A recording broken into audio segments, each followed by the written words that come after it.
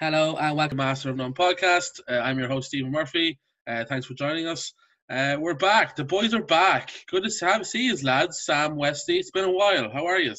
Good, Smurf. Yeah, I didn't realize we were bringing microphones to the party, so I've just got this one. Westy, you have your microphone? Yeah. It's called professionalism, lads. Maybe you should try it sometime, okay? Got this super cool nerd headset, you know. I didn't even have a headset. You got a pretty slick snapback though, Sam. So this is actually just because I haven't been to the barber in like 8 weeks. Oh, trust me, I know. So bad. Look at the bird's nest on my head. No, mine is. I get my haircut every 2 weeks outside of lockdown, and it's been like 8 since I had the chance. It's so bad. It's. I know. I don't want to. I don't know. Part of me want to let it go and see how bad it gets, and then part of me is also like they're not going to open till the end of July. I was going to shave it all off until my girlfriend asked me to. She was like, "Will you please cut your hair?" I was like, "No, now I'm going to grow it out like Jack." Yeah. Whatever you want, I'll do the opposite. You got to entertain yourself during lockdown somehow. Yeah, exactly. Westy, your hair's looking radiant as always. Yeah. No, but the thing is, mine would probably be like this anyway, though. People keep telling me, it's like, oh man, your hair's getting so long. I was like, yeah, but I get 4 haircuts a year anyway. Yeah, you do. You let it go long. Yeah.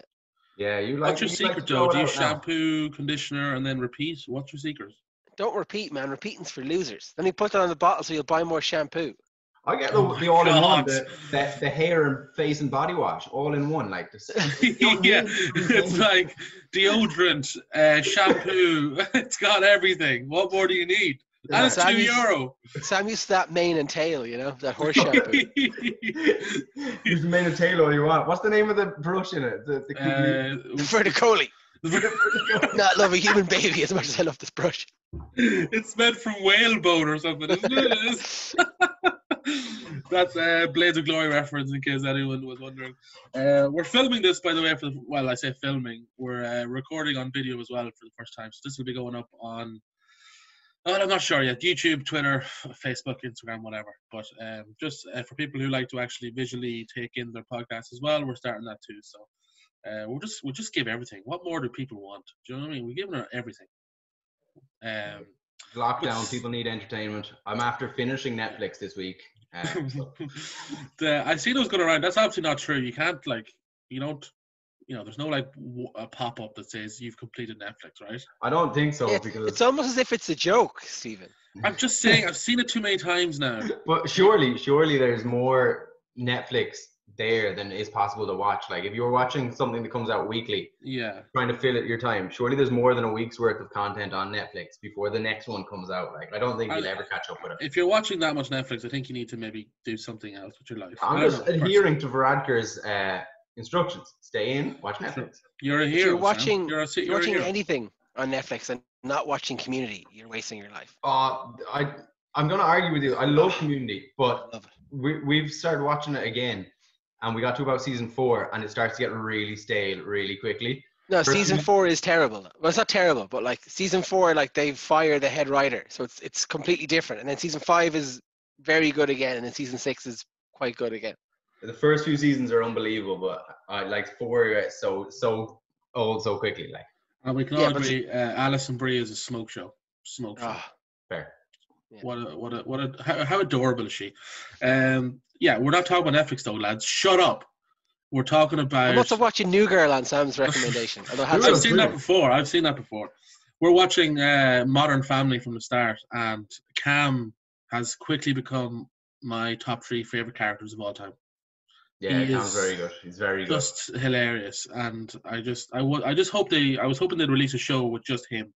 I'd watch that too. Just him walking around. Just him, like a vlog of his daily life, but in the character, obviously, because I know it's not really him, but in the character. I'd watch that, wouldn't you? Yeah, I didn't see it, but I saw Parks and Rec did like a lockdown Parks and Rec Zoom meeting episode recently that was released. Oh, that's a good idea. I haven't watched it yet, but they all did as their characters stuck in their homes doing a Zoom meeting. So I got to watch that now this week to see what it's like. Parks and Rec was another show that we watched in its entirety during lockdown. Yeah, Sam, you're actually getting through a lot of TV, which is impressive. Flying to it. Okay, the reason what we're obviously doing this podcast is we're doing our greatest ever 15 Irish Rugby professional era. We wanted to claim that because, Yeah, we don't want people coming in going William McBride. Was that, I never saw him. I've read a book that says that he was good at punching people on Lions tours. Yeah, but that's exactly. Yeah, he was. I know about him, like. If we're doing a most physical 15, yeah, he'd probably make it. But we're not. We're doing the best 15 professional era. We're going to start obviously with the front row. Sorry, before we get into that, actually, we'll draw. We did myself and Westy did like a charity run kind of yesterday. We'll just draw to it because Sam didn't do it because he's a little bitch. No, Sam donated, and that's all that matters, Westy. Okay, stop being such an alpha, Westy. Jesus, God, I'm just such an alpha male over here. So red-blooded. It's for Food for Heroes. It's a campaign that basically provides meals for frontline staff. It was the big rugby run, so shout out to Keno. Rugby Keno for getting us involved. He asked us and we got involved. I ran a massive 4K. That was huge. Probably the most anyone ran on the day was me. Just wanted to get that out there. You had the hat and scarf on the entire way as well, I presume. I did not. Absolutely not. I did not put that hat and scarf. First of all, with this hair, it's pretty much like a hat. So I already had that heat locked in. The scarf was my roommate's scarf. I didn't want to cover it in sweat, so I did not.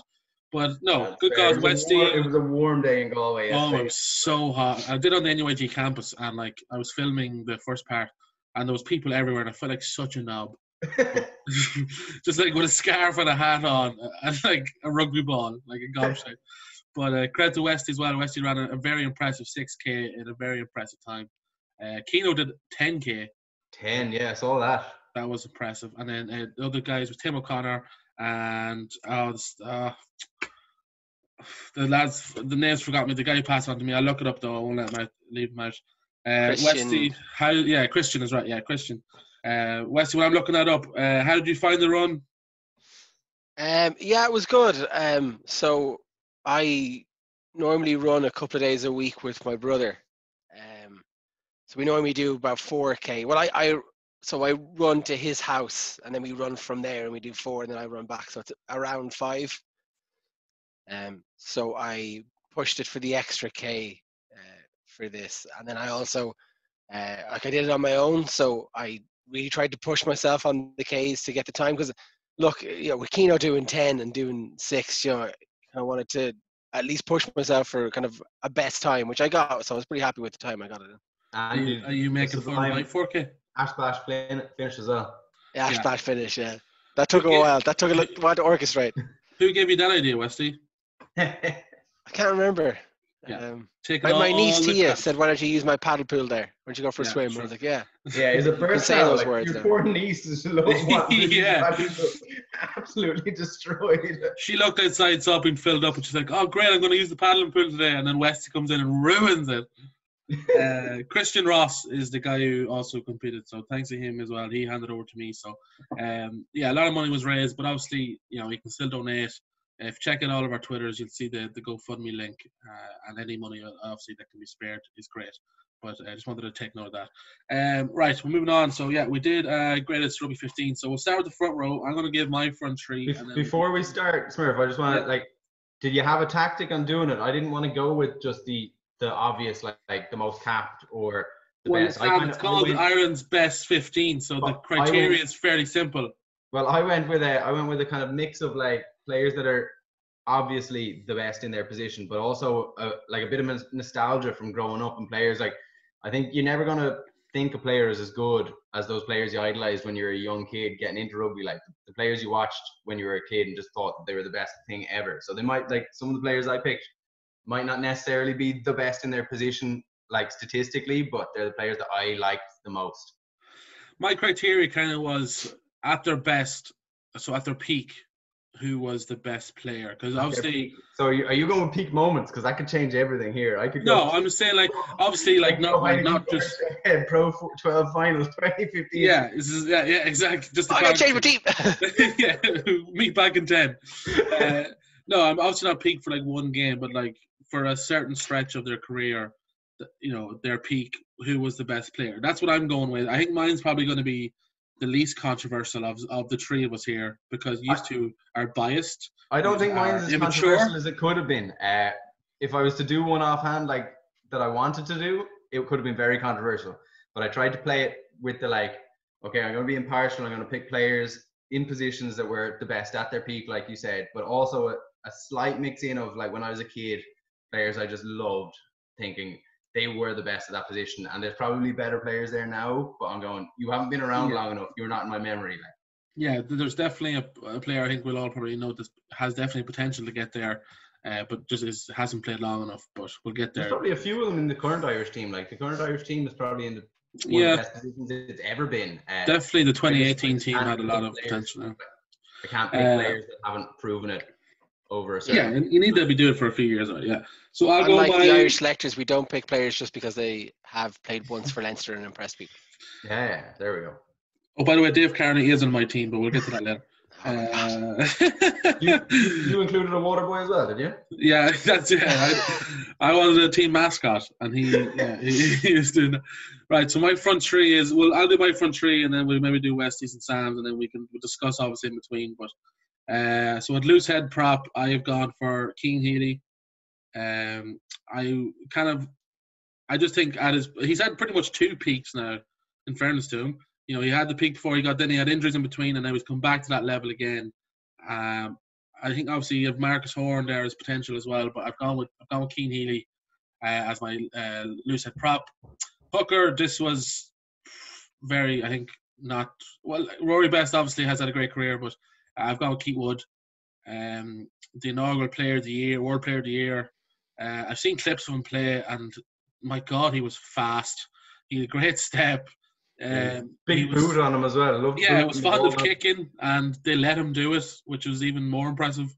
And then I think tight head, I've gone with Furlong, but I can see why people might argue with, say, like Bull Hayes or even Mike Ross, because they've done it for longer. Like Bull Hayes was around for a long time, but again, at their peak, and Furlong in 2018 was probably the best tight head prop in the world, and I think none of the other candidates could say that, and that's kind of why I went for him at the end.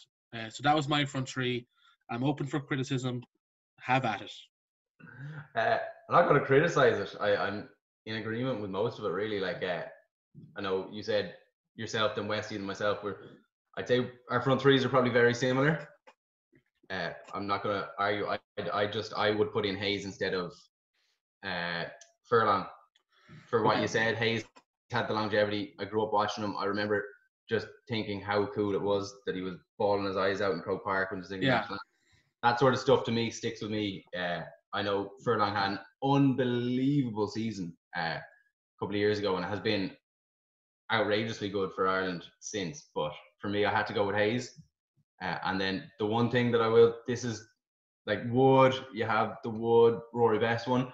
But if we're talking about specific points of time, this is what I was talking about before we started the show. One of the iconic calls I'm going for is I would have loved to have gotten Jerry Flannery in there, except for the fact that his career didn't take off the way it should have. Because I remember seeing him when he was coming good, and he was unbelievable. And he had the potential to be the best hooker in Ireland, in Irish history, if it just wasn't for hampered injuries and unlucky situations. So I put Wood in my front row, but I really wanted to put Flannery in. And if it had been for like their potential, or if it had been for their like pinpoint moments as opposed to a prolonged period of time, I could have gotten him in. I picked Wood over him, but I really wanted to put him in. Would you have Flannery over Best?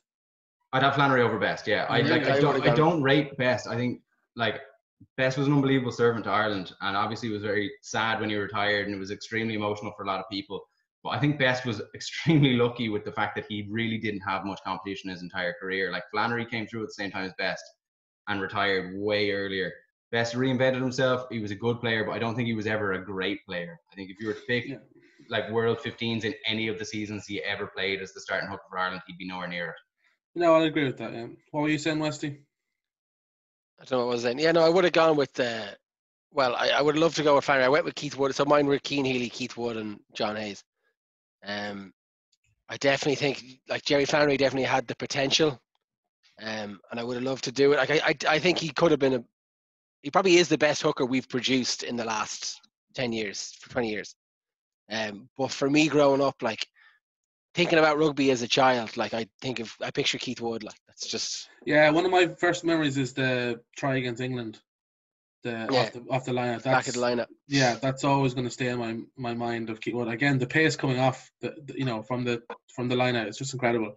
But for the furlong, is it just a case of if he keeps doing this, what he's doing for the next couple of years, in your heads, will he overtake John Hayes? I reckon if we do this again in 3 or 4 years, Furlong could be pushing Hayes out. But again, like as Sam said, like John Hayes just played with so much passion. Like as I say, crying during the national anthems in Grove Park. Like I just think he's a kind of player that I love to play with, someone who kind of lives and breathes the game, or at least appears to on the pitch. I don't know him personally. Not yet. Yeah. That's fair enough. I'm happy enough. I would go with Furlong. I think he's. I think we'd all agree Furlong's probably a better player than Hayes, but I can see where you're coming from with the contribution to Ireland so far. That's fair enough. I'm happy enough to concede that. Yeah, no, absolutely. I think like Westy was saying, in a couple of years' time, you'd have Furlong in it, no problem. He has been very good since he came in. He's never really taken a step down from his standard. He's been the best in the world at his position for a couple of years now. I couldn't get past the fact that you have 105 caps for Hayes playing for Ireland. You have big moments like that season, the Croke Park season. You have he was British and Irish Lions. He played for the British and Irish Lions 2005 and 2009. I just can't look past that for the moment. I don't have any question in my mind that Furlong is a better player technically. Yeah.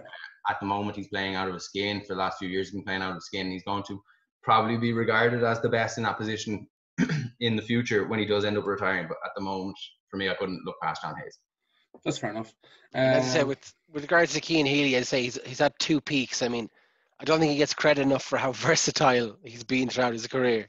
He's played 2 very different brands of front row rugby in the last. Yeah, you say that as well, Westy. Because I remember myself and yourself criticizing him a couple of years ago when he was in the middle of his 2 peaks. I'm one of the people that have to hold my hands up and say, I was disgusted when he was given the central contract, thinking he hadn't deserved it. He hadn't played enough for Ireland. He hadn't played enough in general in a few years. He was hampered with injuries, but he's come back and he's gotten to the standard he was at before the spate of injuries. I think losing the weight, taking the weight off himself, making his frame a bit more agile, because he was so athletic when he came through. I think it was about 2009 he came through, and I remember one of the first things, he caught the ball off a restart and ran half the pitch, just thinking, this guy's a prop. This guy is so athletic, so versatile.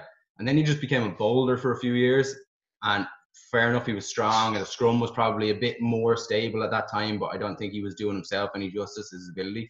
But he's proved me wrong. I thought that was the end of him, but he's come back and he's been superb for the last few years, without a doubt. Yeah, so he's 2 peaks, and both peaks have been such a high standard. He's played for Ireland for 10, 11 years now at this stage. So he's pretty close to 100 caps. Is he 96, 98? Sam, Wikipedia. Oh, 1 sec. I was Xing out of them as we went past. So no. He's 98 caps for Ireland. He's made it in 2009. Played 216 times for Leinster, British and Irish Lion 2013. Yeah. He's 4 Heineken Cups, 5 Pro 14s, the Challenge Cup. You're talking about, say, we're picking John Hayes ahead of Furlong because Hayes did it over the course of career, but Cian Healy could retire now and he would have just as much. He's still playing at the moment, but he has had that career that Furlong hasn't quite had yet. Yeah, 100%. He's well kitted out when it comes to medals. I'd say Hayes as well has 2 Heineken Cups. Hayes was part of the first Irish team to win the Heineken Cup. Yeah. He's part of the classic Munster teams for sure. Westy, you can lead us off now. Give us your 4 and 5. So I've done this as a partnership. So that's fair. I've gone with the best combined second row. So I've gone with, at their peak, I've gone with Paul O'Connell and Donnacha O'Callaghan. Yeah, I think Westy, me and Smurf were talking just before you got on onto the call, and we were saying that 4 is probably one of the positions that might have a bit of difference between us. There'll be 1 or 2 different players between us. But Donnacha O'Callaghan was so close to making my team. I was looking at it. It was such a toss-up, but I did. I guess who you went with? I went Malcolm O'Kelly. Yeah, I went Malcolm O'Kelly. That was the thing. So you could pick Malcolm O'Kelly or Donnacha O'Callaghan. I think either would slot in pretty nicely. I think what you're saying there, Westy, is I think O'Callaghan kind of complimented O'Connell better than O'Kelly would. The obvious and the new guy in the block obviously is James Ryan, but I think we all agree he just hasn't been around long enough. But talent-wise and the peak he's on in the next couple of years, he definitely will be. So let's hope he continues that. But I went with Donegal Callan. That's if he makes the team. Like I'm thinking, Dev Toner should be in the conversation. I promised myself that I wouldn't mention Dev Toner in this podcast, so I'm not. So you can talk about him all you want, but he is a solid player. And look, there's nothing wrong with David. David Toner is a very good placeholder in the second row until we have another Paul Callan coming along. Donegal Callan isn't 6'9", is he, or 10, whatever the hell Toner is. So. Yeah, no. In fairness, like I was looking at it, and it was one of the harder decisions to make. There's a few positions that just pick themselves. But I think between Malcolm O'Kelly and Donegal Callahan, it was a toss of a coin. Really, they're both absolutely unbelievable players. Like I'm looking at the stats here for Malcolm O'Kelly. Played for Leinster 5 times, then went to London Irish, played 56 times for London Irish, then came back to Leinster, and he was there for 11 years, 178 caps. Played for Ireland 92 times. Like he's just a ridiculous career. Like, and I know Donegal Callahan's probably not far off that with Munster and Ireland as well, but like. But one of the impressive things for me about Donegal Callahan, like I know obviously he wasn't at the same standard all of his career, but he was still playing up until 2 years ago. Do you know, he had 4 years with Worcester? Worcester Warriors, yeah. No, he's been good. He was an unbelievable player. He's 94 caps for Ireland. Like he's one of Ireland's most capped players. Definitely can be in the conversation. I think for this one, really, it came down to like the stats were so close, the abilities were so close. For this one, it came down, like I was saying, just a bit of nostalgia. I just remember Malcolm O'Kelly a bit more from when I was a kid. I like Donegal Callahan, but my standout memory for him is him in a pair of red briefs. I was just about to say, I see it every time I close my eyes. Does he lose points for his choice of underwear? I think he gains points. I think they're cool points. He rocked them with confidence. He got back into a line-out with them before the ref was like, Donegal, you can't do this. This is not on. Also, hear me out. Does Paul O'Connell deserve to be on this team? What? Is that even a question? Paul O'Connell would still make the Irish team if he wanted to. Yeah, no, that's turned up. Paul O'Connell overrated. Hot take. That's an extremely hot take. I mean, probably the most disappointing signing Toulon ever had. Yeah, was it Toulouse? Who did he Toulon? Never delivered for Toulon, did he? Never. No, never delivered. Zero cap appearances, 0 points. No, I think O'Connell picks himself. Overrated. As a leader, as a player. For longevity, for reinventing himself, for playing at the highest standard for as long as he did. I don't think there's any argument there. I wouldn't even begin to. No, I was being facetious. I don't think you could come up with anyone that would even remotely be in the discussion. Like Malcolm O'Kelly, Donegal Callahan, they're in the discussion. Like if Sean Klein. Sean Klein. Yeah, fair enough. No, I take it all back. Put him in.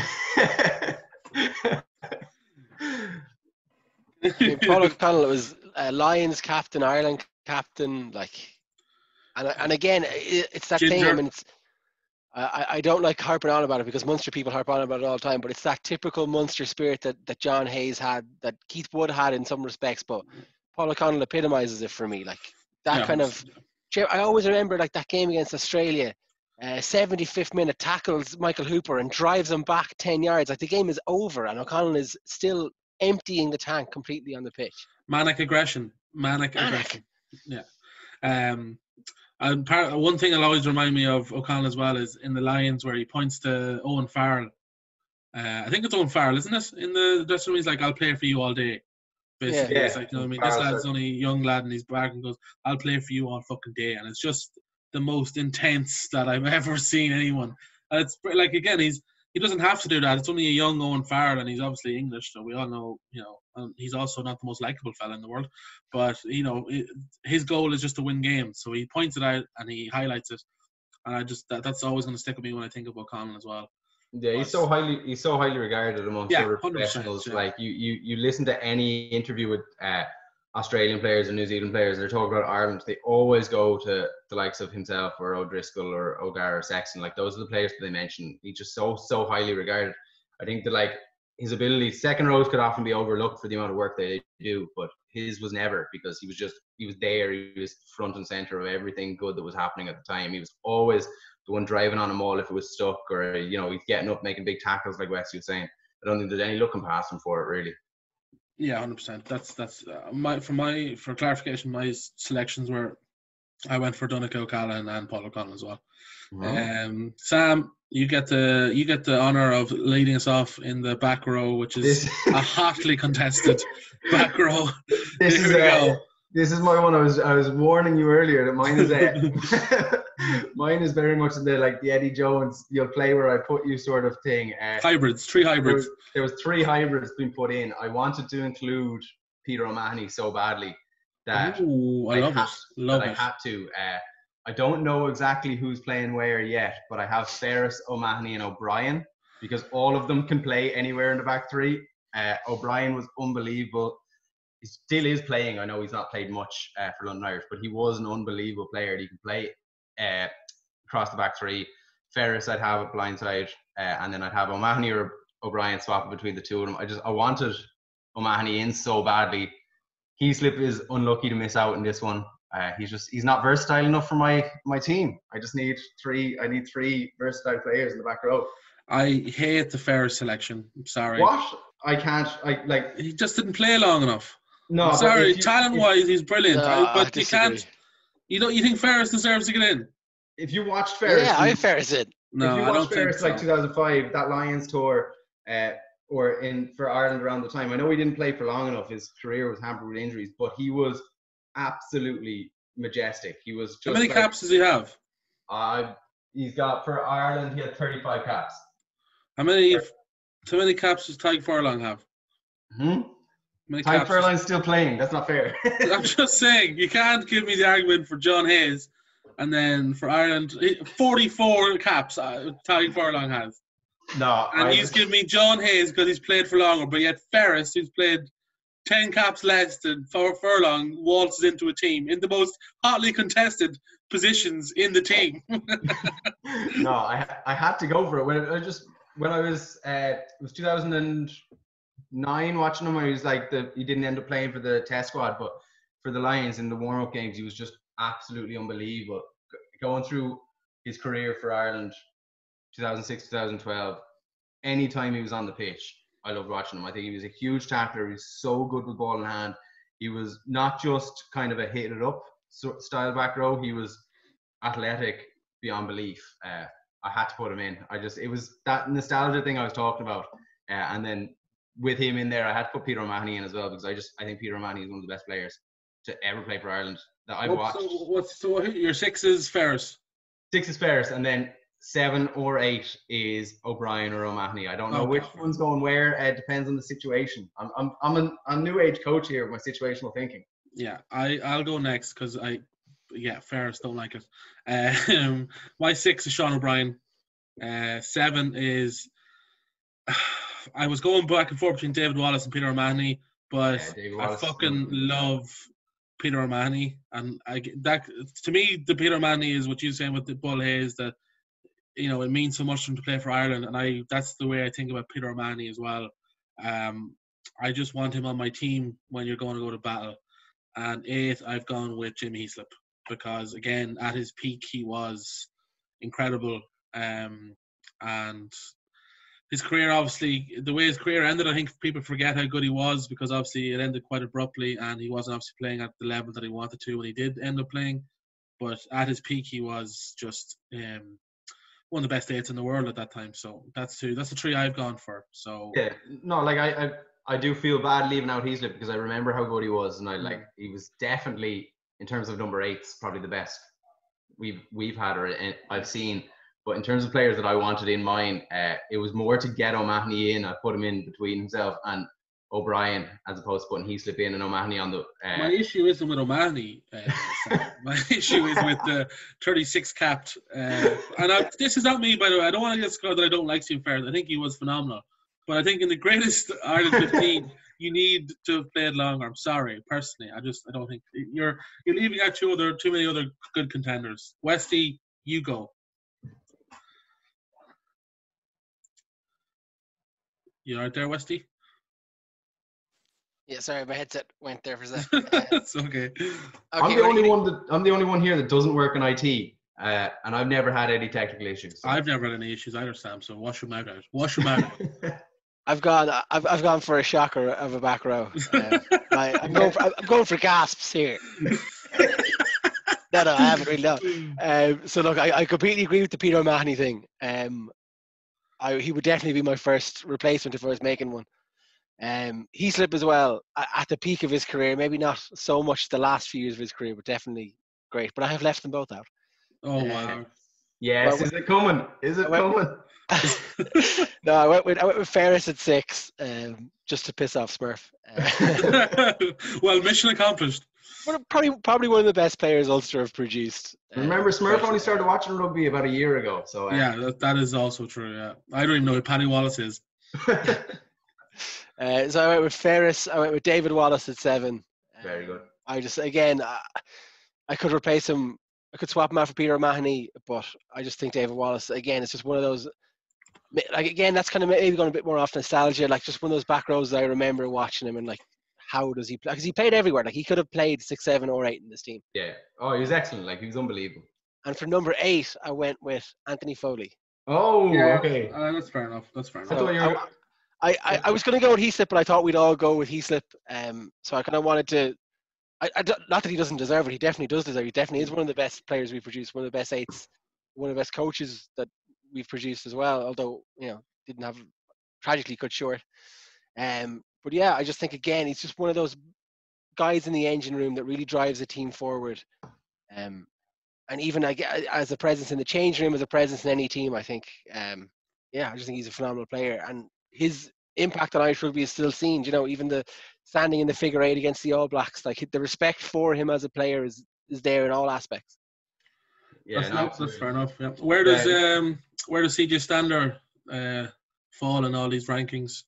Extremely close, actually. I was looking at it, thinking between CJ and O'Brien. Really, to be honest, I kind of just remember more from O'Brien. I think CJ Stander has been unbelievable served Ireland. He's a brilliant player, and I would have put him in. I'd have no issue with putting him in. I thought Westy was going to throw in John Muldoon there, and I really like. I thought so too.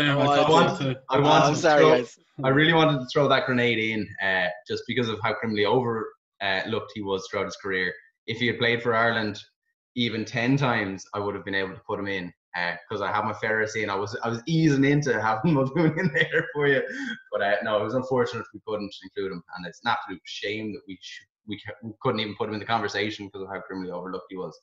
But no, like you said, CJ Stander definitely, come the end of his Irish career, will be looked back as fondly as O'Brien, O'Mahony, Ferris, any of these players. Like, and we'll be in conversations like this all the time. Yeah, like this is probably the, as I said, the most hotly contested positions on the pitch, because for some reason Ireland just keeps producing these amazing players at those positions.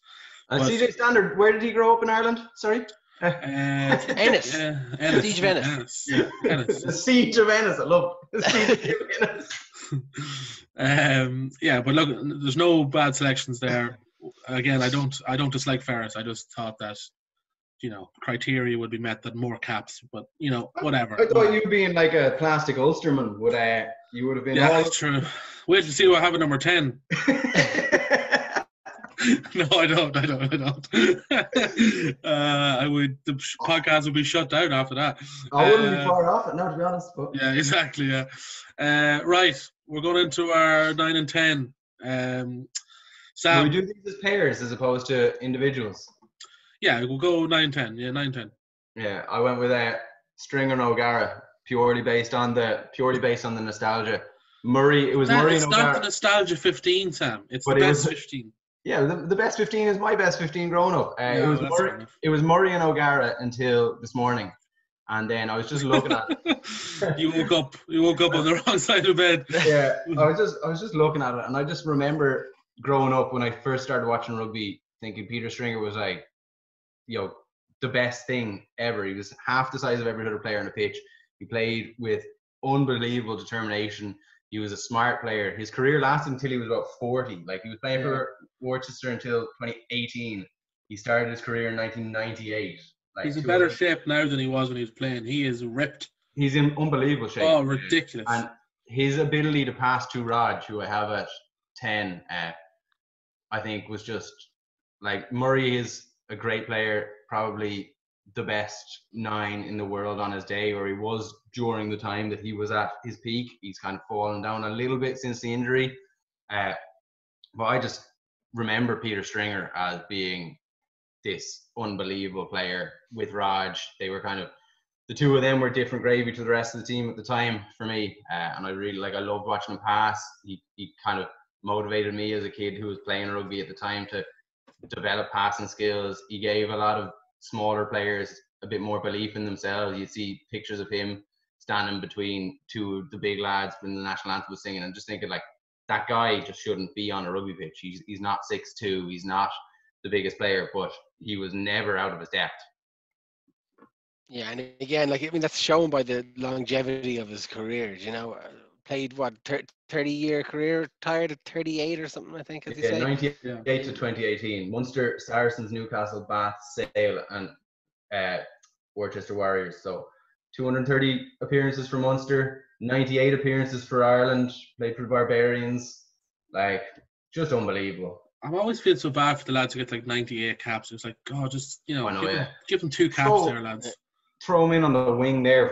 For just for a few minutes, like, do you know what I mean?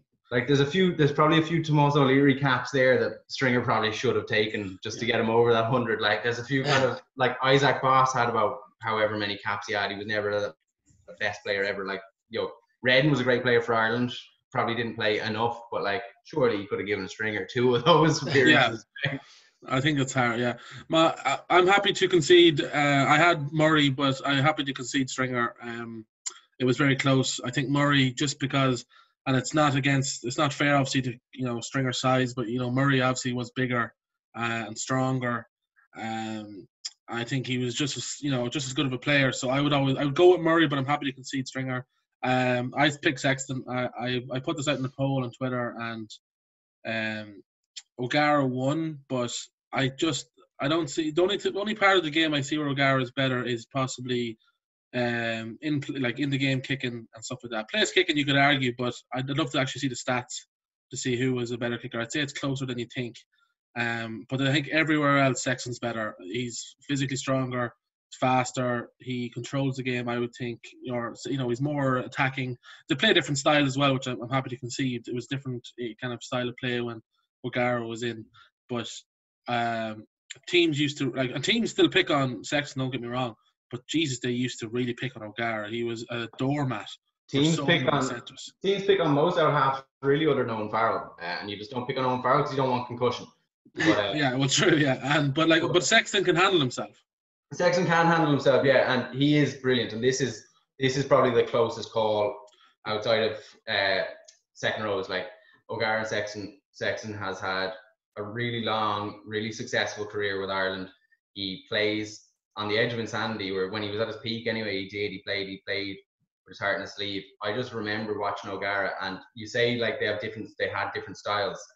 O'Gara also played in a different generation. O'Gara was he was more of an orchestra conductor out half who allowed the rest of the team to work. And with O'Gara and then the centre partnership Stringer at the time, that Irish team, they just hummed. Like, they weren't as brutish as the Irish teams are now with Sexton, where you could have your 10, 12, 13, all of them hitting up as hard as possible.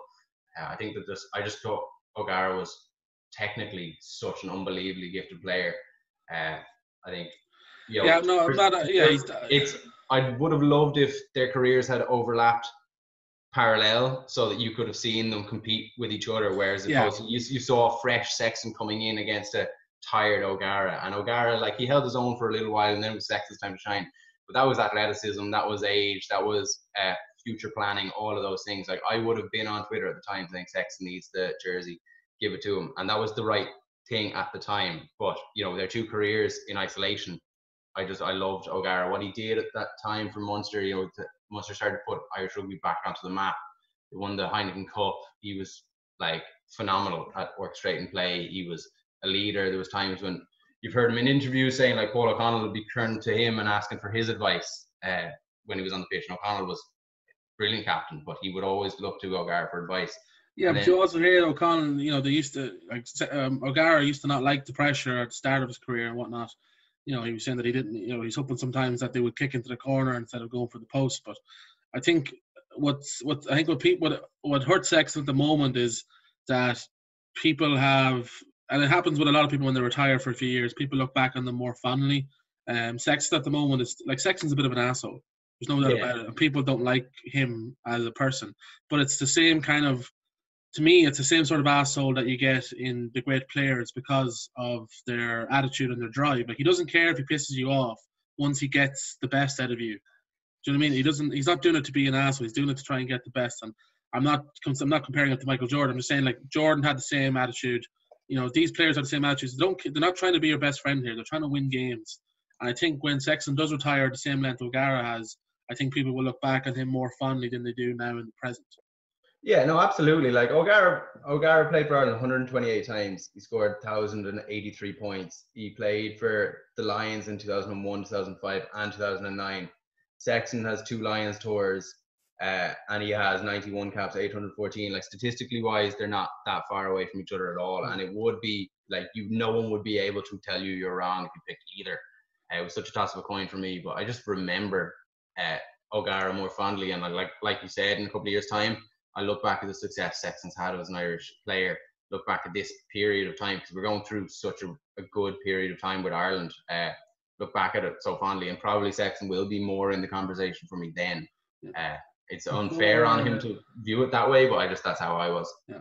Before Westy starts, I was close to picking Cooney at 9 and 10. But I decided against it. But Jack Carty was a late little flyer for me in this one. Now, with the Sexton O'Gara debate, you had Humphreys, I had Carty.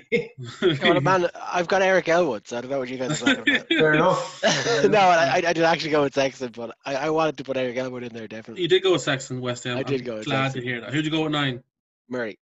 Oh, wow. Okay. I'm shocked at that. I thought you'd have one of the older guys in.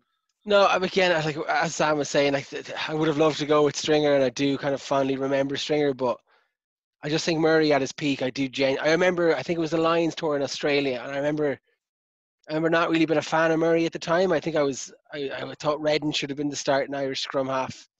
I think it was Redden anyway. And I just remember not really seeing why Murray was on that tour, and then actually watching him play against Australia for the Lions, just been like, Jesus, like, actually paying attention to him. I think since then, okay, last few years he's dropped off a little bit, but I think genuinely for a long period in his life he was arguably one of the best, if not the best, scrum half in the world. I think the only people that would say the only players he would have put ahead of them was maybe Carter or Paranara at the time, but that was it. That was, like, there was no one else in the conversation, especially that year that they won the Grand Slam. He was just incredible, untouchable. But still, that was good. Right, Westy, you can start this time. Give us your 2 wingers. 2 wingers. Can we just outline this? I don't care which one is your left and your right winger. Like, you hear. No, absolutely. He's a better left winger. He's a better right winger. It's like, nah, wingers are wingers. I play on the wing, and I don't know what the difference is, except for the fact that I know if I'm playing on the right wing, I'm going to be colder a little bit more. Like, yeah, true. All right, Westy, go. So my 2 wings, I went with Simon Zebo.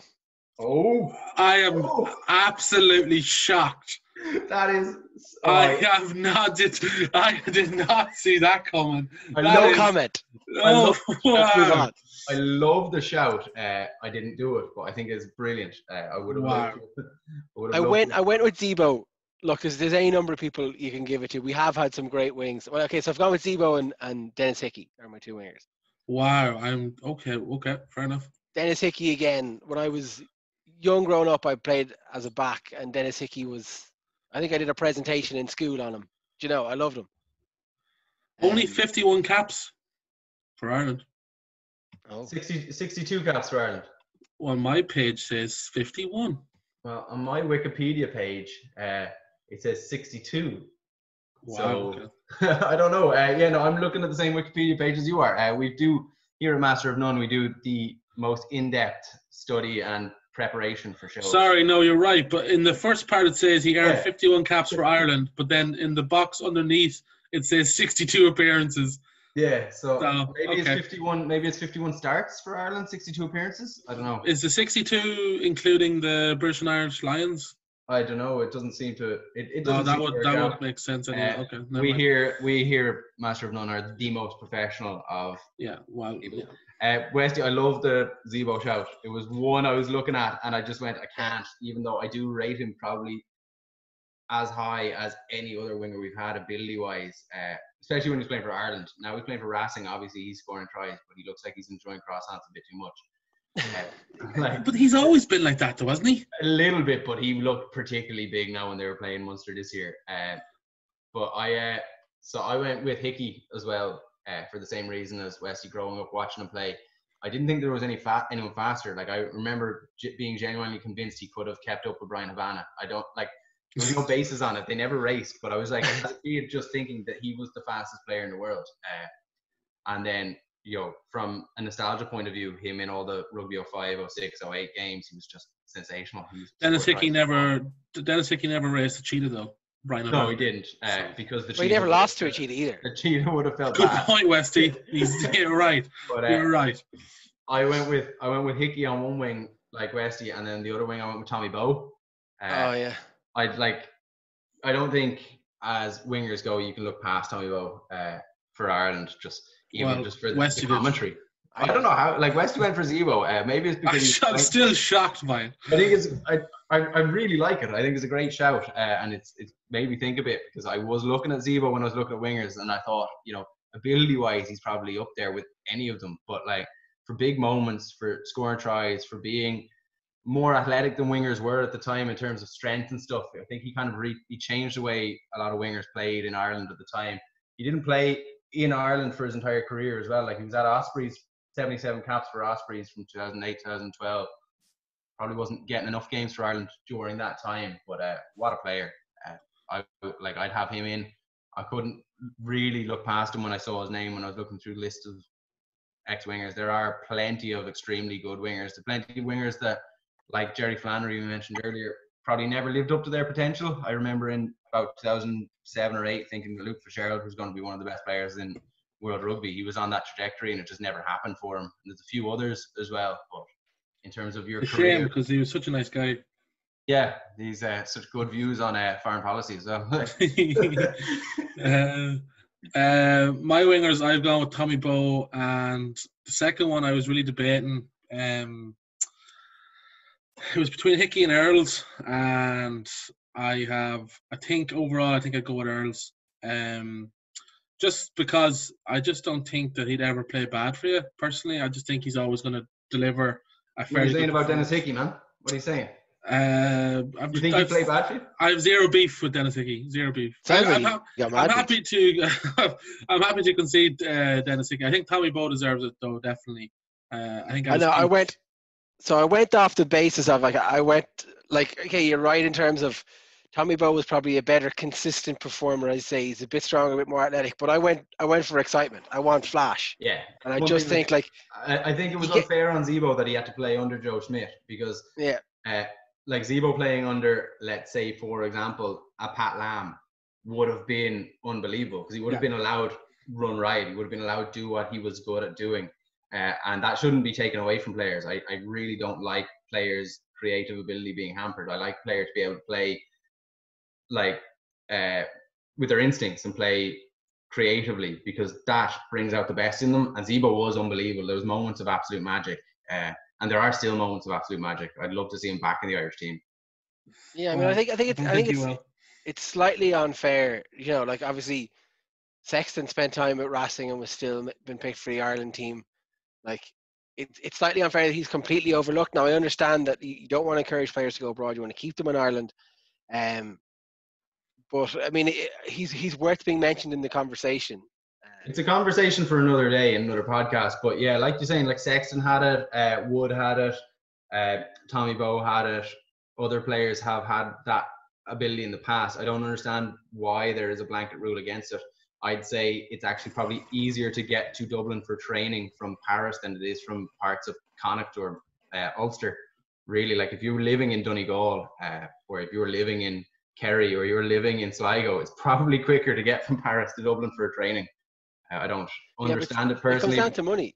That's a conversation for another time. I think it comes down to a mix of money and your inability to control a player's time off. You know, you see the likes of the Scottish players having to play in the week off during the Six Nations, go back to Racing and play there. I don't think the IRFU want that for their players. I think they have an idea that their players are controlled by them and they are able to micromanage every single moment of their lives in terms of their resting times, their playing times, the amount of minutes they get, and they just lose that control if you allow them to play abroad. Yeah, definitely. That's so I win, Zebo. Yeah, I don't know. I think you might get some pushback on that one, which we'll see. What game was it, Zebo, where like the ball was at his feet and he like flicks it up from his heel? Wales, I think it was a Wales game. Yeah, the little flick up to himself, just magical. He's definitely talented, but I don't think of the best ever 15. I just don't think he could go with it. But personally, that's me. That's me. Call me old-fashioned, Westy. You're old-fashioned, Westy. I am old-fashioned. Very old-fashioned. Right. We'll do the centre partnership. I think this is fairly easy to predict. Well, after the Zebo comment, nothing, everything's off. No, there's nothing off limits at the moment. I'm going with Darcy and O'Driscoll, but Sam, you go. I'm going with Bundy O'Driscoll. Yes! Come on! I'm not actually going with Bundy. It was the one I said at the start of the show. Westy's so disappointed. It's the one I said at the start of the show. If we did this show in 2 years' time, and he's played the way he's played for both Ireland and Connacht, without a doubt, he's probably the most talented player I think personally Connacht have ever had. He's definitely the best signing Connacht have ever had. He's been continuously involved in the Irish team since he. What's your beef with Ali Muldowney, man? Yeah. What's your beef with Ali Muldowney? Longevity. Ali follows the podcast, Sam, so you'll be hearing from him. Yeah, I introduced Ali Muldowney to the conversation. Okay, I'm a huge Ali Muldowney fan, but we're not talking about Ali Muldowney second rows. We're talking about 12s. Can't believe you've got beef. I would love to. I would have played Ali Muldowney at 12. That's an avenue we never explored. There's no doubt he has the ball handling ability, but no, I want to go with Bundy so badly. I think that since debuting for Ireland, he has been nothing but incredible. He has played with a whole host of different centre partners, and every time he plays with another centre partner, that partner seems to get close to man of the match performances, and that is down to the fact that he creates space for players. He brings players into it. He's a motivator. He's a future captain of Connacht and hopefully Ireland at some stage if he can continue. But unfortunately, we're having this conversation a year or two too early. So I had to go with Darcy and O'Driscoll as well. Darcy was ridiculously good for Ireland, especially in that partnership with O'Driscoll.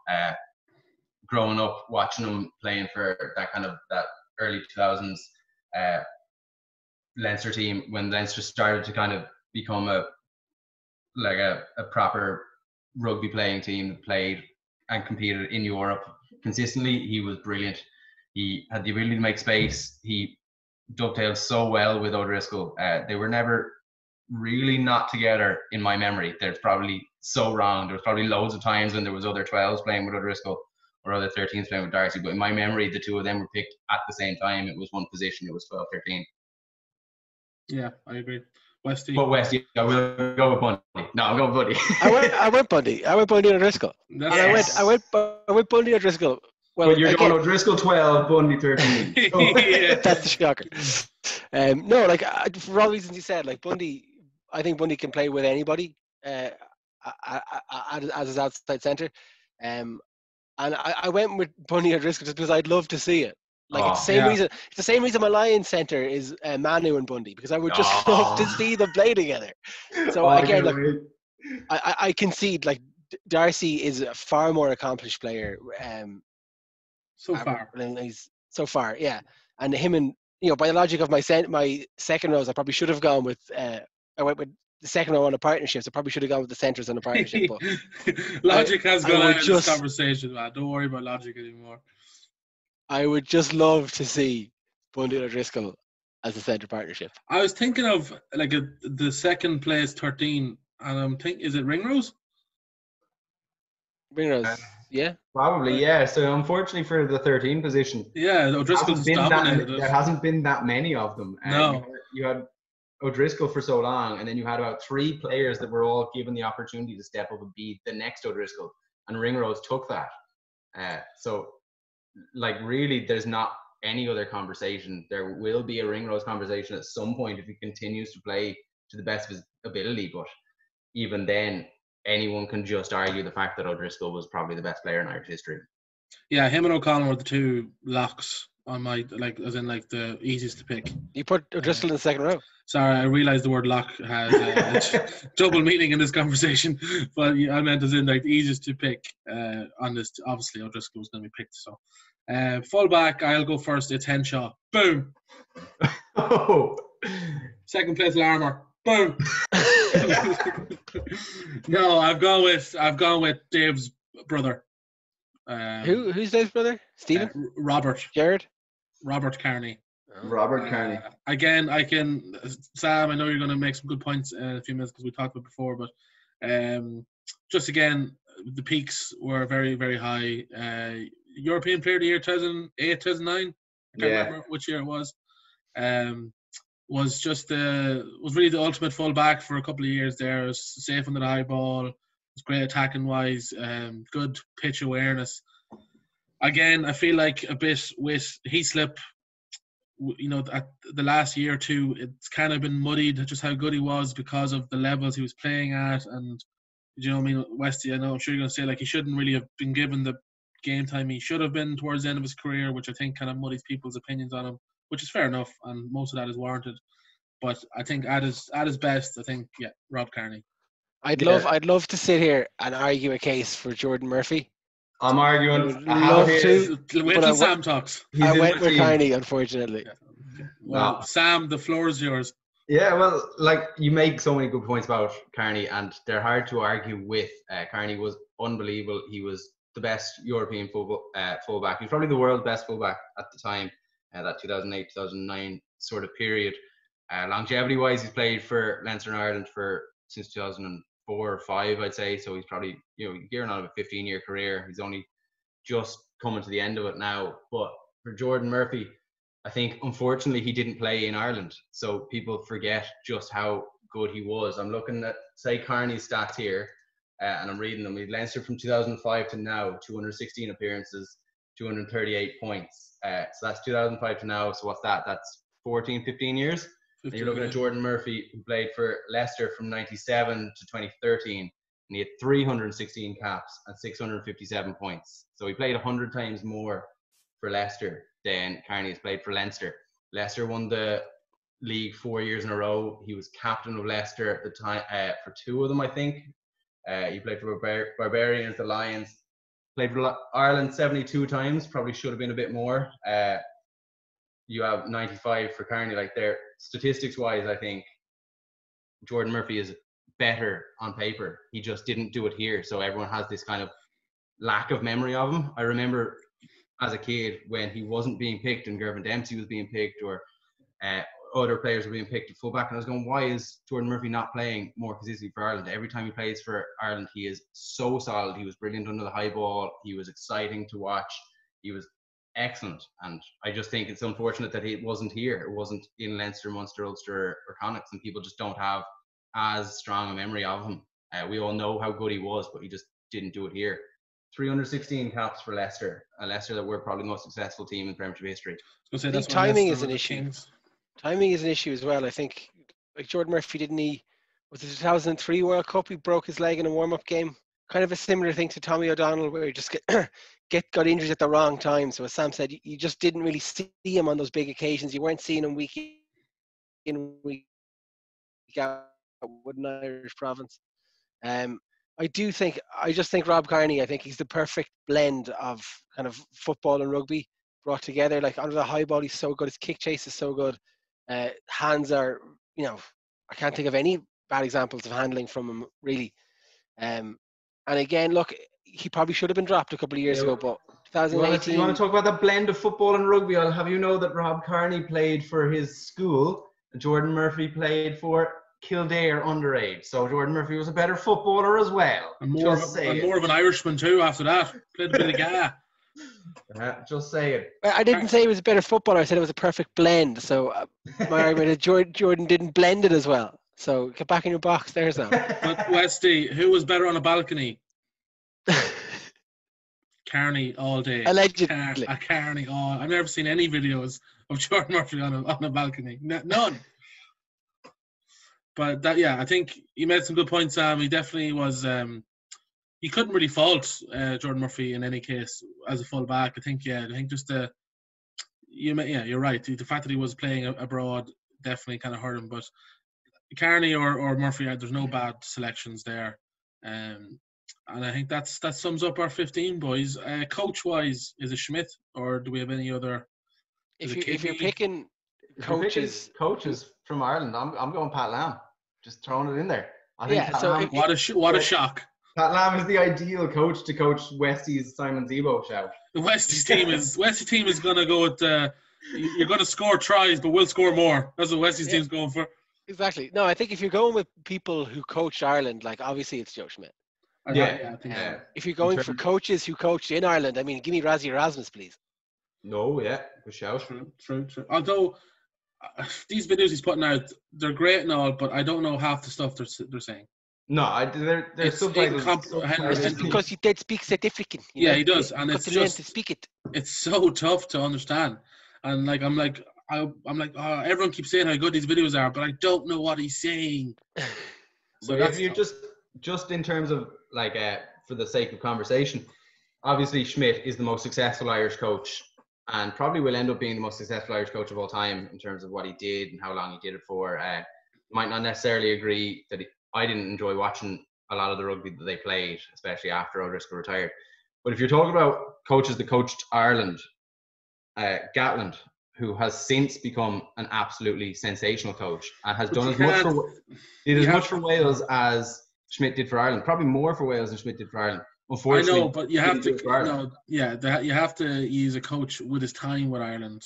Do you know what I mean? I think that has to be a criteria. No, I disagree, Smurf. I mean, Gatland was in charge. You're not allowed 2-3 years. So. Like, what quantifies time? Do you know? Like, okay, I mean, you're going to come back on the Stephen Ferris argument here again. Again, you picked John Hayes because of time. But Gatland coached Galwegians. He coached Connacht. Like that's got to count for something. If we were picking a Galwegians all-time 15, yes, I would agree. But Gatland has been a Lions coach with plenty of Ireland players on it in successful Lions tours. Gatland might not have done it for Ireland, but has since become probably a more successful coach than Schmidt. The question here isn't who is the best coach. The question is who would you like to see coach your team. Like, if this is easily quantifiable, we can easily quantify it and say Schmidt was the most successful. I in no way want to see Schmidt coach my team. I would prefer to have me coach my team than watch Schmidt ruin. I would too like to see that. I'm not saying Gatland is not a good coach. I would just think that if you're picking a coach for your all-time Ireland 15, you have to use their CV with Ireland, not with other countries. Personally, that's what I would do. But I would say Gatland is as good as Schmidt, if not better. What you could argue what he's done with Wales, and then as the Lions coach, would trump what Schmidt has done. But Schmidt did it with Ireland, whereas Gatland has done it with Wales and the Lions. That's why I would pick Schmidt, but that's my criteria, maybe. And I'll take your silence as I'm right. So that's great. Your point is so valid. Schmidt has been. Thank you, and that's it. Goodbye, folks. Schmidt has been the most successful Irish coach. He's been what Ireland did under him might not have been pretty to watch, but was absolutely excellent. And it's probably been the making of the future of Ireland as well. It's gotten a lot of people more involved in rugby in this country. The Leinster team that he started off, the kind of journey of success has been unbelievable. But I don't know, it's a hard criteria to judge because we've only had realistically one successful coach, national team coach, especially if we're talking Kidney. Kidney, I would have Kidney up there. If we're talking professional era and you're talking about Kidney's at 1-2 possible years of success, 1 year of success off the back of someone else's hard work. Then how come if you're talking about him succeeding off the back of someone else's hard work, how come we don't count Eddie O'Sullivan? This is what I'm saying. This is exactly what I'm saying. It's a hard position to be in where you're talking about Schmidt, who's had such a big career, and then you had smaller kind of like exciting, less successful periods, or a really successful but shorter period, or then Gatland, who had no success but started a lot of all of the professionalism in terms of like what he brought to Ireland and what he brought into the country and what he brought to Connacht, and has since become a more successful coach than Schmidt, but not here. So it's too hard a conversation to have. Like, you can't, and no one can argue against Schmidt in terms of like who was the most successful Ireland coach. But if you're picking an Ireland team of players with like, and times when they have been successful or ability wise or potential, Gatland can be in a conversation like that, because like I said with Flannery, I wanted Flannery in there because of what he could have been and what he showed, but was unfortunately not able to show it for long enough. And Gatland could be in the same conversation. If we had that Welsh Gatland instead of the Irish Gatland, we'd be having a completely different conversation. Yeah, that's fair enough. I think we'll cut it there, lads, because we're already an hour and 5 minutes in, which tells you is actually shorter than I thought we would be. Off the Ball did this in 20 minutes, so we are. I don't know what's wrong with us. Yeah, we don't have to tiptoe around criticizing our friends either, which is a lot easier. That is true. That is true. Like, you listen to those things with ex-professionals, and they're like, "Oh, I'm a great friend of his, and I know he'll accept what I'm saying," and you're like, "That's not the way this is supposed to work. You're supposed to say people are crap." Well, in fairness, I was close to picking Westy, so you know what I mean. And I only did that because he's my friend. So you know. Man. No, I'm only messing. That's great, lads. Appreciate the time. Yeah, we'll meet up again and do. I think we'll do a Lions team soon, and that'll be fun to see Westy pick Simon Zebo for that as well. I want to talk about. There was a good one on Twitter a couple of weeks ago. I think it was Keno Rugby who did it, and I replied to it. It's just about foreign players that played in Ireland. I'd love to have a conversation about that as well, because there's been some absolutely spectacular players have played at one end or the other of their career or throughout their career here. So it'll be a good conversation to have. It's worth mentioning on Twitter that we might be chatting about that, get a few ideas. Yeah, 100%. We will do that. You can follow, speaking of Twitter, you can follow me on Twitter at @none_podcast. I'm coming up to 100 followers. So nice. Let's try and push that. I might do a giveaway for 100 followers. Maybe like a signed picture from Westy or something along the lines of that. I don't know. We'll see. A topless pic, perhaps. We shall see. But yeah, as I said before, we're filming these now, so we're going to be putting this out on YouTube. You'll see it on Twitter, Facebook, Instagram as well. So give us some feedback on that if you like it. You find me on Instagram and Facebook now as well, Master of None. So lads, just want to shout out your Twitter, Westy. If anybody wants to actually follow Westy, because you will have seen a fantastic finishing video into a paddling pool for the Great Rugby Run. So Westy, do you want to give a shout out to your Twitter there? Nah, I'm alright. J_West31. And I'm Sammy_SP as well. I'll be tweeting to the Master of None. I'm usually the first person to reply to most things. The only likes I ever get are from Sam and Westy, so it's great. And occasionally my girlfriend. So that's how pathetic my Twitter is. But thanks, lads. Appreciate your time, and we'll chat to you soon. Chat to you soon. Bye.